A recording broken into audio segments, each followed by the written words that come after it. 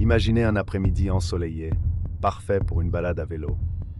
Une jeune fille décide de profiter de la journée dans le parc, mais elle n'est jamais revue. Pendant plus de 30 ans, ce mystère a tenu toute une ville en haleine.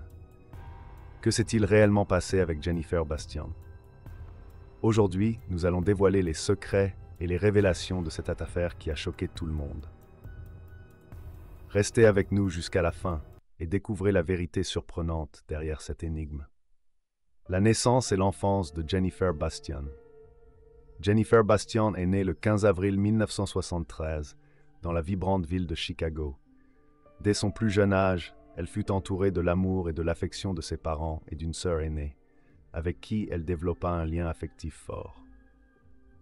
La famille Bastian décida par la suite de déménager à Tacoma, une ville proche de Seattle, à la recherche de nouvelles opportunités. Jennifer se révéla être une enfant active et talentueuse dès son plus jeune âge. Son intérêt pour les sports était remarquable, se distinguant particulièrement en football et en gymnastique. Non seulement elle participait à ces activités, mais elle s'efforçait d'atteindre des résultats exceptionnels dans chaque discipline qu'elle pratiquait. En plus des sports, Jennifer avait un don pour la musique, enchantant souvent la famille avec ses talents au piano. Les parents de Jennifer ont toujours soutenu et encouragé ses passions. Pour l'un de ses anniversaires, son père lui offrit quelque chose de spécial, un vélo. Ce cadeau éveilla en Jennifer un nouvel enthousiasme. Elle ne se contentait pas de pédaler dans les rues de la ville, elle rêvait de défis plus grands. En découvrant une grande compétition cycliste, Jennifer s'enthousiasma à l'idée de concourir contre des cyclistes professionnels. Cette nouvelle ambition la poussa à s'entraîner intensivement.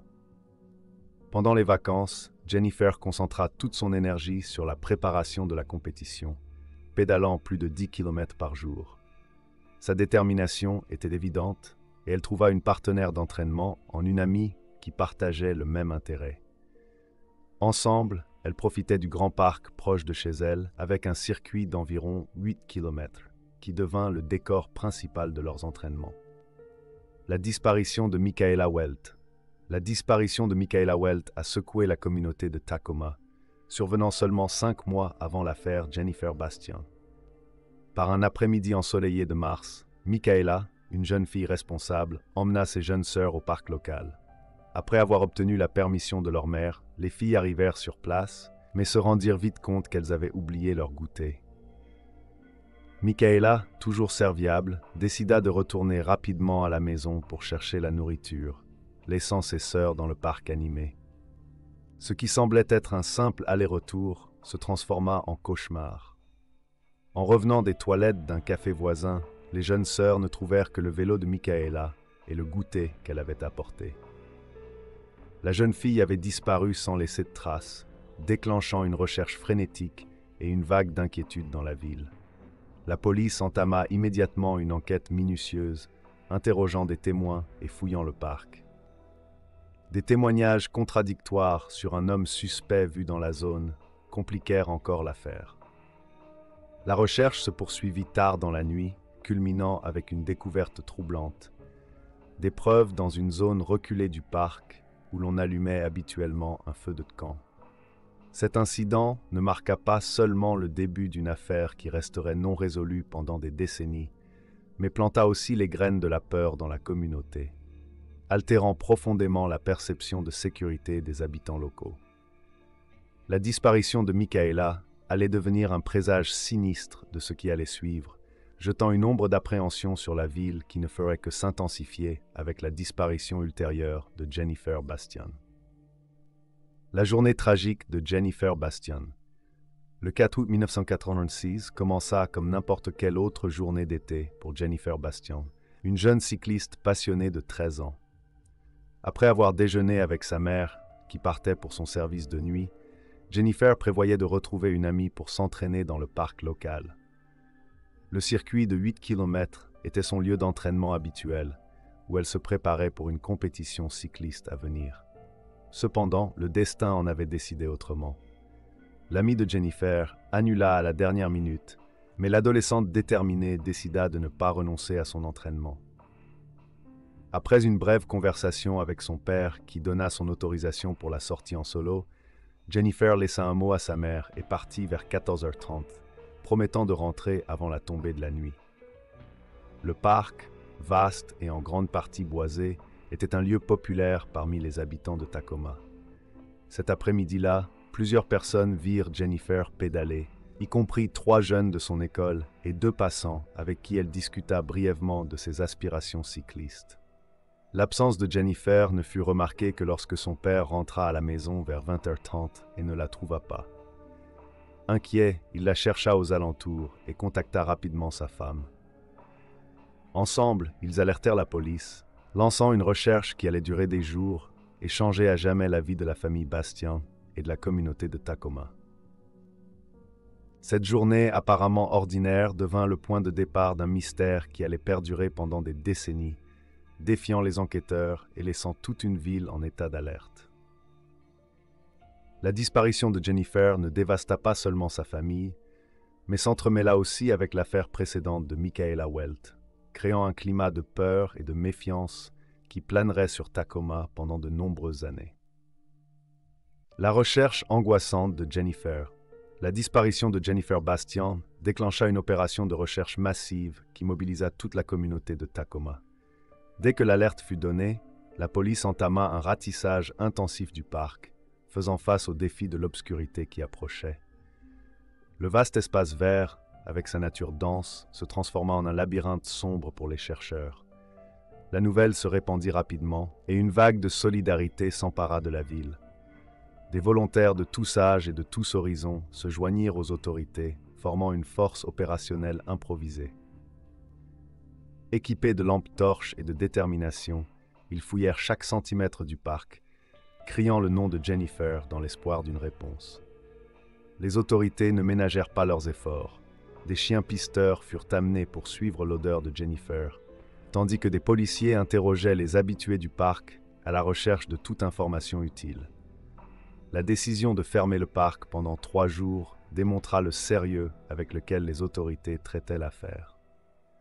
Pendant ce temps, la famille Bastian vivait des moments d'angoisse indescriptibles. La mère de Jennifer, conseillée de rester à la maison au cas où sa fille reviendrait, alternait entre espoir et désespoir.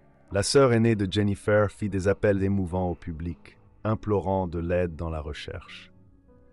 L'affaire attira l'attention des médias locaux et devint rapidement le sujet principal à Tacoma.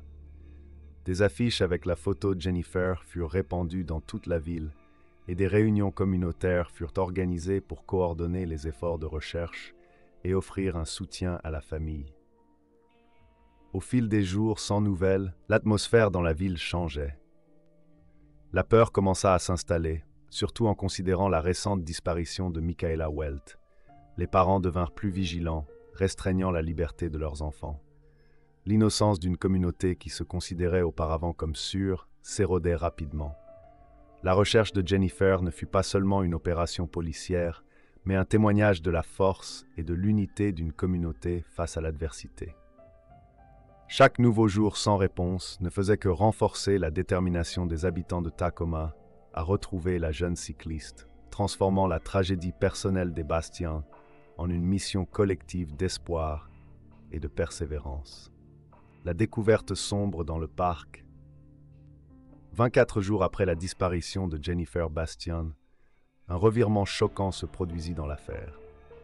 Alors que la mère de Jennifer essayait de trouver un peu de réconfort dans la routine domestique, peignant les murs de sa maison, un enquêteur arriva avec des nouvelles qui allaient tout changer. Dans une zone reculée du parc, loin des itinéraires habituels de Jennifer, des objets troublants liés à l'affaire furent découverts.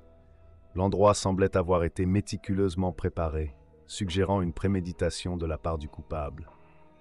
À quelques mètres de là, caché sous des branches, se trouvait le vélo de Jennifer, une découverte qui confirma les pires craintes de la communauté. Cette découverte ne fit pas que solidifier la gravité de la situation. Elle traça aussi des parallèles inquiétants avec l'affaire précédente de Michaela Welt.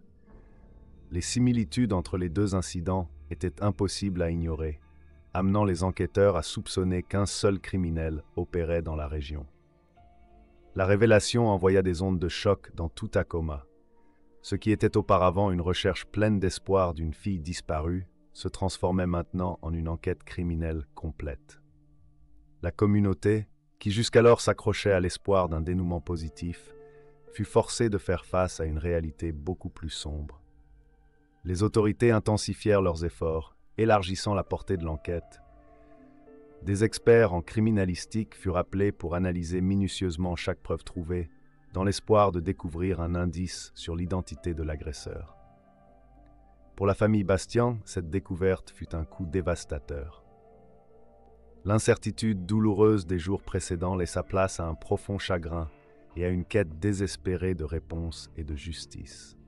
La nouvelle se répandit rapidement, transformant la peur latente de la communauté en une anxiété palpable. Les parents redoublèrent de vigilance envers leurs enfants, et le sentiment de sécurité qui imprégnait auparavant la ville fut irrémédiablement ébranlé. Cette découverte sombre ne marqua pas seulement un tournant crucial dans l'enquête, mais altéra aussi de façon permanente le tissu social de Tacoma. L'affaire Jennifer Bastian cessa d'être simplement une tragédie locale pour devenir un symbole des dangers cachés qui peuvent exister même dans les communautés apparemment les plus sûres. Théories initiales. Des affaires connectées? La découverte des effets personnels de Jennifer Bastian déclencha une série de théories parmi les enquêteurs, avec une hypothèse gagnant rapidement du terrain. La possible connexion entre sa disparition et celle de Michaela Welt, survenue seulement 5 mois auparavant. Les similitudes entre les cas étaient troublantes et difficiles à ignorer. Les deux victimes étaient de jeunes filles, disparues dans des parcs de la même région. Toutes deux étaient à vélo au moment de leur disparition, et les lieux des incidents étaient distants de moins de 6 km l'un de l'autre. Ces coïncidences amenèrent les détectives à sérieusement envisager la possibilité d'avoir affaire à un seul et même auteur. La théorie d'un criminel en série opérant dans la région de Tacoma envoya des ondes de panique à travers la communauté. Les résidents, déjà secoués par 2 disparitions en si peu de temps, faisaient maintenant face à la terrifiante possibilité d'un prédateur actif dans leur environnement. Les enquêteurs, poussés par cette hypothèse, commencèrent à réexaminer minutieusement les 2 affaires, cherchant des schémas, des preuves qui se recoupaient et tout détail qui pourrait confirmer leurs soupçons. Des profils psychologiques furent établis, tentant de comprendre l'esprit derrière ces actes odieux. Pendant ce temps, les familles Bastian et Welt se trouvèrent unies par une circonstance tragique. La mère de Michaela alla jusqu'à rendre visite aux parents de Jennifer, dans un geste de solidarité qui, paradoxalement, fut reçu avec une certaine résistance. La famille Bastian, encore accrochée à l'espoir, rechignait à accepter la gravité de la situation. Les médias locaux et nationaux commencèrent à tracer des parallèles entre les affaires, alimentant les spéculations et intensifiant la peur du public. Tacoma, autrefois considérée comme une ville tranquille, se retrouvait maintenant au centre d'un mystère sombre qui captivait l'attention du pays. Cette théorie des affaires connectées n'orienta pas seulement le cours des enquêtes dans les années suivantes, mais façonna aussi profondément la psyché collective de la communauté. L'idée d'un prédateur en liberté transforma Tacoma, modifiant les habitudes, augmentant la vigilance et laissant des cicatrices émotionnelles qui perdureraient pendant des décennies. L'hypothèse des affaires liées deviendrait un point central dans le récit de ces disparitions, influençant chaque étape de l'enquête et maintenant vivace la quête de réponse, même lorsque le temps semblait obscurcir les espoirs de résolution. Si vous aimez la vidéo, n'oubliez pas de laisser un like et de vous abonner à la chaîne. L'affaire précurseur, la disparition de 1970. En 1970, une affaire troublante secoua la communauté de Tacoma, jetant une ombre sinistre qui perdurerait pendant des décennies.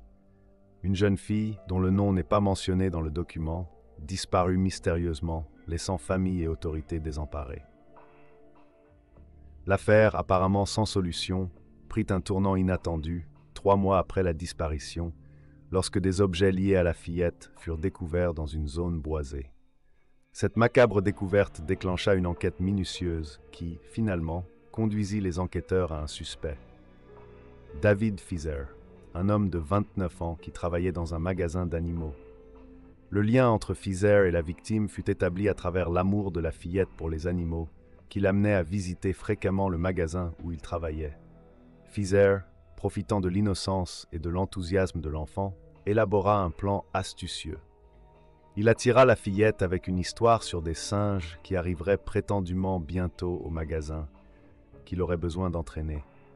Il offrit à la jeune fille l'opportunité de participer à cet entraînement, une proposition qu'elle accepta naïvement avec enthousiasme. L'affaire révéla le modus operandi du criminel. Il utilisa l'intérêt sincère de l'enfant pour les animaux comme appât, créant un piège qu'elle ne put reconnaître. Après le crime, Fizer fit preuve d'un niveau troublant de préméditation, effaçant soigneusement ses traces dans la forêt où les objets de la fillette furent trouvés. Ce sombre récit servit de prélude effrayant aux événements qui se dérouleraient des années plus tard avec Jennifer Bastian et Michaela Welt. L'affaire de 1970 n'établit pas seulement un précédent terrifiant dans la région, mais fournit également aux enquêteurs un aperçu précieux du profil psychologique des prédateurs ciblant les enfants, utilisant leurs intérêts et passions comme outils de manipulation. L'histoire de David Fizer et de son crime odieux resta un sombre rappel de la vulnérabilité des enfants et de la nécessité d'une vigilance constante, résonnant à travers les décennies et influençant la façon dont les affaires ultérieures seraient abordées par les autorités et la communauté de Tacoma. La fuite de David Fizer, une énigme criminelle. L'affaire David Fizer prit un tournant inattendu après sa capture et sa condamnation initiale. Condamné à la prison pour ses actes odieux, Fizer semblait à première vue payer pour ses crimes. Cependant, le système pénal, avec ses nuances et ses complexités, ouvrit une brèche que Fizer exploita astucieusement. Après 3 ans d'incarcération, Fizer fit preuve d'un comportement apparemment exemplaire. Cette conduite irréprochable, possiblement calculée, aboutit à une décision controversée, son transfert dans un établissement à sécurité minimale. Ce nouvel environnement, décrit davantage comme une ferme que comme une prison traditionnelle, offrait aux détenus une liberté significativement plus grande. L'établissement, avec son approche plus détendue de la réhabilitation, offrait aux résidents une vie presque normale, avec peu de restrictions et une supervision minimale. Cette philosophie pénale, bien qu'intentionnée, s'avéra inadéquate pour contenir un individu comme Fizer. Profitant de l'absence de barrières physiques et de la surveillance réduite, Fizer orchestra son évasion. La facilité avec laquelle il réussit à s'échapper souleva de sérieuses questions sur l'efficacité du système et la sagesse de placer des criminels condamnés pour des crimes graves dans des environnements aussi ouverts. La disparition de Fizer déclencha une chasse à l'homme qui s'étendrait sur des années. Les autorités, frustrées par le manque d'indices, se trouvèrent face à un vide déconcertant. Pendant 16 longues années, Fizer resta un fantôme, sa localisation un mystère qui hantait enquêteurs et victimes. Cette fuite ne représentait pas seulement un échec du système judiciaire, mais jetait également une ombre de peur sur la communauté. L'idée qu'un prédateur condamné puisse simplement disparaître, potentiellement libre de poursuivre ses activités criminelles, envoya des ondes de choc à travers la société. L'affaire Fizer devint un point de référence dans les discussions sur la réforme pénale et la sécurité publique. Elle souleva des questions cruciales sur l'équilibre entre réhabilitation et punition, et sur la façon dont la société traite les criminels considérés comme dangereux. Alors que les années passaient sans signe de Fizer, les théories et les spéculations proliféraient. Certains croyaient qu'il avait définitivement quitté la région de Tacoma, tandis qu'autres craignaient qu'il n'opère dans l'ombre, potentiellement lié à d'autres crimes non résolus. La fuite de Fizer ne compliqua pas seulement sa propre affaire, mais projeta également une longue ombre sur les enquêtes futures, y compris les affaires de Jennifer Bastian et Michaela Welt. Son histoire devint un rappel sombre des complexités et des défis auxquels le système de justice pénale est confronté pour protéger la société contre des prédateurs déterminés et astucieux. Année de mystère et de frustration. La disparition de Jennifer Bastian et Michaela Welt laissa une plaie ouverte dans la communauté de Tacoma, une cicatrice qui refusait de guérir avec le passage du temps. Au fil des années qui se transformaient en décennies, le mystère entourant ces affaires continuait de hanter non seulement les familles des victimes, mais toute la ville. Les enquêteurs, inlassables dans leur quête de justice, explorèrent d'innombrables pistes et théories. Des milliers de suspects potentiels furent examinés, chacun représentant un espoir fugace de résolution. Cependant, chaque piste qui se révélait infructueuse ne faisait qu'accroître le sentiment de frustration et d'impuissance. La communauté, autrefois connue pour sa tranquillité, se vit transformée. La peur devint une compagne constante, altérant le tissu social de la ville. Les parents, désormais hypervigilants, restreignaient la liberté de leurs enfants. Les parcs et les aires de jeu, autrefois remplis de rires et de jeux, devinrent des symboles de danger potentiel. Avec l'avènement de la technologie ADN, un nouvel espoir surgit. Des échantillons prélevés des décennies auparavant furent réexaminés avec des techniques modernes. Cependant, même cette voie d'enquête prometteuse ne produisit initialement aucun résultat. L'absence de correspondance dans la base de données ADN ne fit qu'approfondir le mystère. Le passage du temps apporta des défis supplémentaires. Des témoins potentiels déménagèrent ou décédèrent, les souvenirs devinrent flous et les preuves physiques se détériorèrent. Chaque année qui passait semblait diminuer les chances de résoudre les affaires, mais paradoxalement, cela augmentait la détermination des enquêteurs et de la communauté. Des théories du complot et des rumeurs fleurirent dans le vide, laissées par l'absence de réponses concrètes. Certains spéculaient sur un réseau de criminels opérant dans la région, tandis que d'autres soupçonnaient une dissimulation. Ces théories, bien qu'infondées, reflétaient le besoin désespéré de la communauté de trouver un sens à une situation apparemment insensée. Les familles de Jennifer et Michaela vivaient dans un limbe émotionnel, incapables d'obtenir une clôture, mais réticentes à abandonner l'espoir. Les anniversaires, les fêtes et les jalons passaient, chacun étant un douloureux rappel des vies interrompues et des questions sans réponse. Au fil des années, l'affaire devint plus qu'une simple enquête policière. Elle se transforma en une partie intégrante de l'histoire et de l'identité de Tacoma. De nouvelles générations grandirent en entendant parler des affaires, le mystère étant transmis comme une légende urbaine sombre, mais bien réelle. Malgré les frustrations et les impasses, une chose resta constante: la détermination inébranlable à trouver la vérité. Cette résilience collective, ce refus d'oublier ou d'abandonner, maintint les affaires vivantes dans la conscience publique et finalement s'avérerait crucial pour leur résolution finale. Renouveau de l'enquête. Un nouveau chapitre dans la quête de justice. En 2011, la ville de Tacoma fut témoin d'un changement significatif dans l'approche des affaires criminelles non résolues. La création du département des affaires non résolues marqua un tournant dans la longue et frustrante quête de réponse dans les affaires de Jennifer Bastian et Michaela Welt.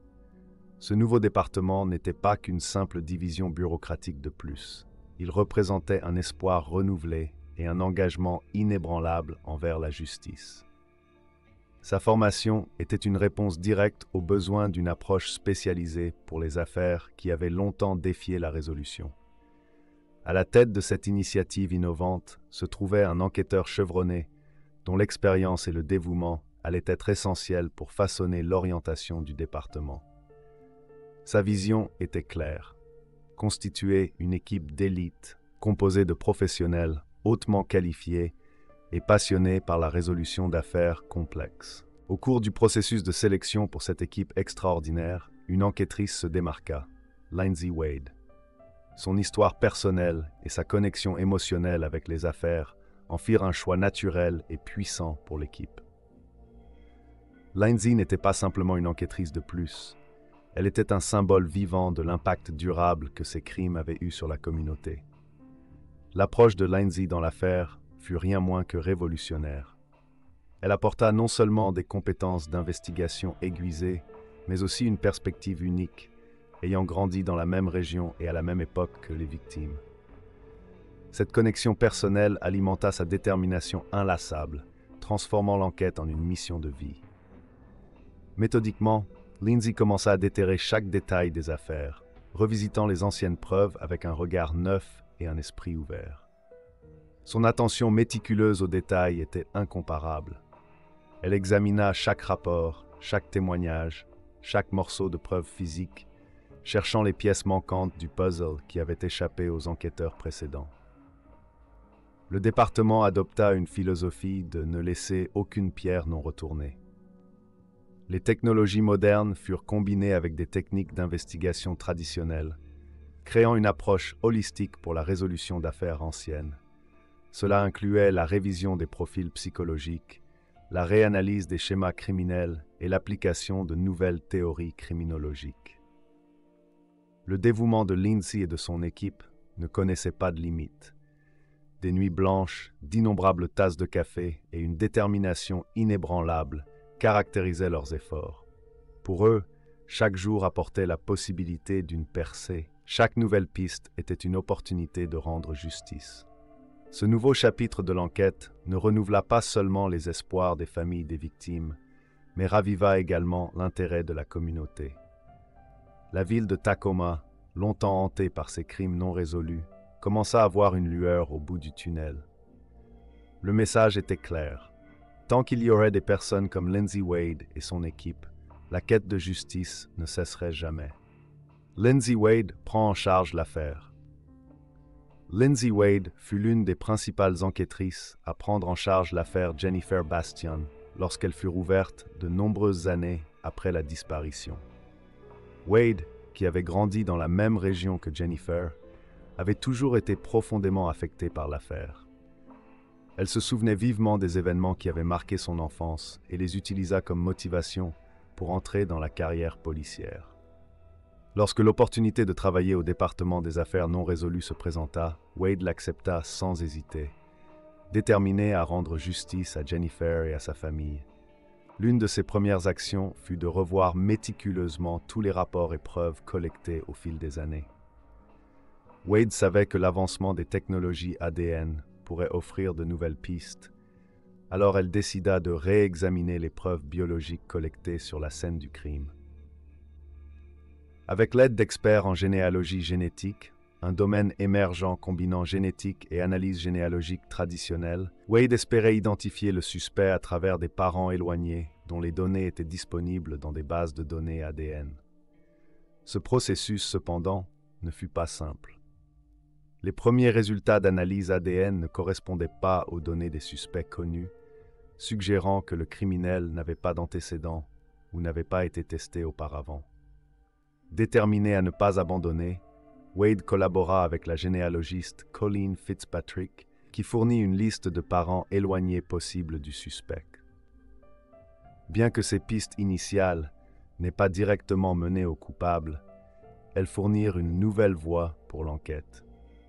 La persistance de Wade l'amena à revoir une liste de plus de 2300 noms de personnes qui pourraient être liées à l'affaire, y compris tous les hommes qui étaient dans le parc le jour de la disparition de Jennifer. Après des mois d'enquête minutieuse, elle réduisit la liste à 160 individus et commença à collecter des échantillons d'ADN de ces suspects. Le tournant de l'ADN, deux criminels distincts. Avec l'avancée des techniques médico-légales et l'introduction de la généalogie génétique, les enquêteurs ont finalement pu faire une découverte surprenante dans l'affaire Jennifer Bastion. L'ADN prélevé sur les vêtements de Jennifer révéla quelque chose de totalement inattendu. Il ne correspondait pas à l'ADN de l'affaire Michaela Welt. Cette découverte indiquait que les deux affaires que l'on croyait liées impliquaient en réalité deux criminels différents. Lindsay Wade, la détective dévouée à l'affaire, ne se laissa pas abattre par ce revirement. Elle décida d'explorer toutes les possibilités offertes par la généalogie génétique et chercha l'aide de l'experte Colleen Fitzpatrick. Grâce à des bases de données ADN, l'équipe fut capable de tracer la généalogie et d'identifier de possibles parents des criminels. Bien que le processus fût extrêmement complexe et long, la persévérance des enquêteurs commença à porter ses fruits. Finalement, les efforts concentrés conduisirent à l'identification de deux suspects distincts. Tout d'abord, Robert Kennan fut identifié comme le responsable de la mort de Jennifer Bastion. L'analyse ADN le reliait directement à la scène du crime, aboutissant à son arrestation et à sa condamnation ultérieure. Robert, qui avait une réputation irréprochable jusque-là, fut un choc pour la communauté qui le connaissait. L'identification de Gary Hartman. En 2018, la technologie de généalogie génétique donna un tournant crucial à l'enquête sur l'affaire Jennifer Bastian, permettant aux enquêteurs d'approfondir l'analyse ADN d'anciens échantillons. L'analyse initiale restreignit la recherche à une famille spécifique qui avait 2 frères vivant dans la même maison à l'époque du crime. L'un de ses frères était Gary Hartman, 66 ans, un infirmier respecté qui travaillait dans un hôpital local.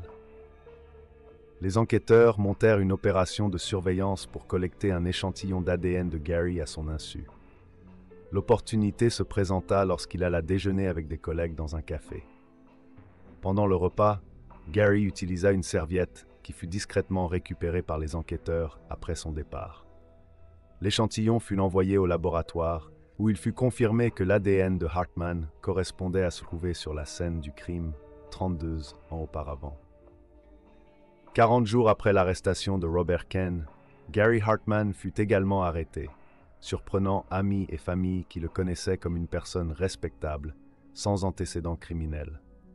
Malgré les accusations accablantes, Gary nia toute implication dans le crime. Son procès commença en 2022 et les preuves ADN furent cruciales pour la condamnation.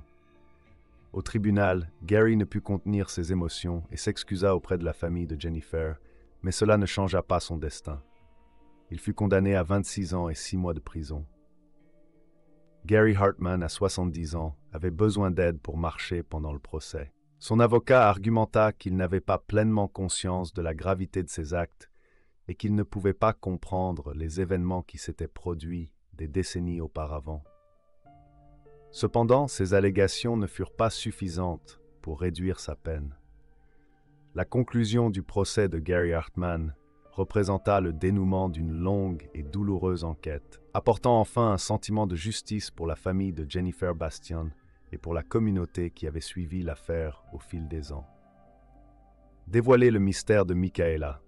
Gary Hartman est identifié.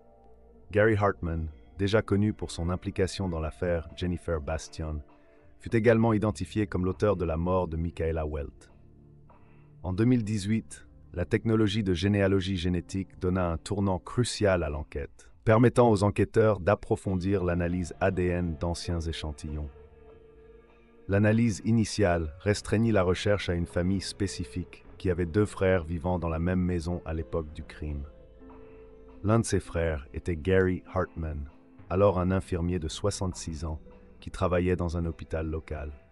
Les enquêteurs montèrent une opération de surveillance pour collecter un échantillon d'ADN de Gary à son insu. L'opportunité se présenta lorsqu'il alla déjeuner avec des collègues dans un café. Pendant le repas, Gary utilisa une serviette qui fut discrètement récupérée par les enquêteurs après son départ. L'échantillon fut envoyé au laboratoire où il fut confirmé que l'ADN de Hartman correspondait à celui trouvé sur la scène du crime 32 ans auparavant.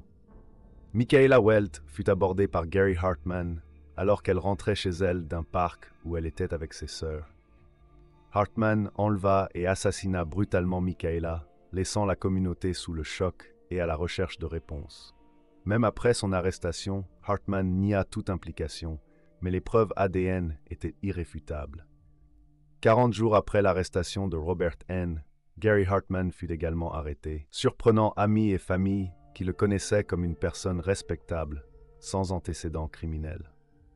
Son procès commença en 2022 et les preuves ADN furent cruciales pour la condamnation. Au tribunal, Gary ne put contenir ses émotions et s'excusa auprès de la famille de Michaela, mais cela ne changea pas son destin. Il fut condamné à 26 ans et 6 mois de prison. Gary Hartman, à 70 ans, avait besoin d'aide pour marcher pendant le procès. Son avocat argumenta qu'il n'avait pas pleinement conscience de la gravité de ses actes et qu'il ne pouvait pas comprendre les événements qui s'étaient produits des décennies auparavant. Cependant, ces allégations ne furent pas suffisantes pour réduire sa peine. La conclusion du procès de Gary Hartman représenta le dénouement d'une longue et douloureuse enquête, apportant enfin un sentiment de justice pour la famille de Michaela Welt et pour la communauté qui avait suivi l'affaire au fil des ans. Le dénouement final, justice, après 3 décennies. Le dénouement de l'affaire Jennifer Bastian arriva après des décennies d'enquête et d'avancées technologiques dans l'analyse ADN.